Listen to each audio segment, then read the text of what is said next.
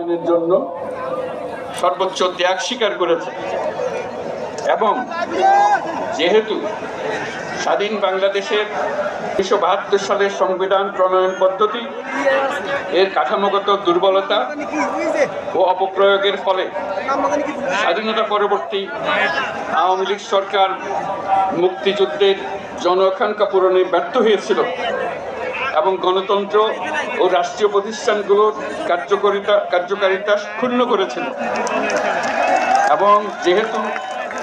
স্বাধীনতা পরবর্তী আওয়ামী লীগ সরকার স্বাধীনতার মূল মন্ত্র গণতান্ত্রিক শাসন ব্যবস্থার বিপরীতে বাকশাল নামে সাংবিধানিকভাবে একদলীয় শাসন ব্যবস্থা কায়েম করে এবং মত প্রকাশ ও বিচার বিভাগের স্বাধীনতা হরণ করে,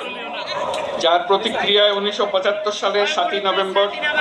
দেশের সিপাহী জনতার ঐক্যবদ্ধ বিপ্লব সংগঠিত হয়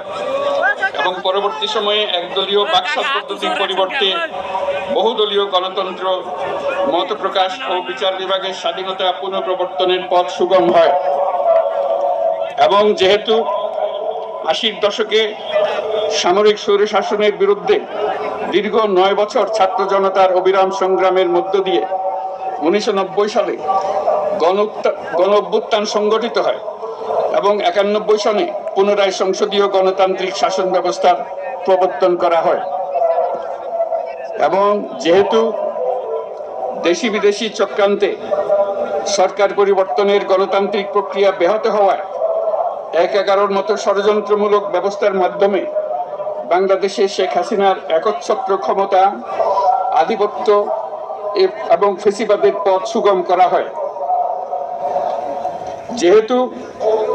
দীর্ঘ 16 বছরের ফেসিবাদী অগণতান্ত্রিক গণবিরোধী শাসন ব্যবস্থা কায়েমের লক্ষ্যে এবং একদলীয় রাষ্ট্র ব্যবস্থা প্রতিষ্ঠার অতি উগ্র বাসনা চরিতার্থ করার অভিপ্রায় সংবিধানে অবৈধ অগণতান্ত্রিক পরিবর্তন করা হয়, যার ফলে একদলীয় একচ্ছত্র ক্ষমতা ও আধিপত্য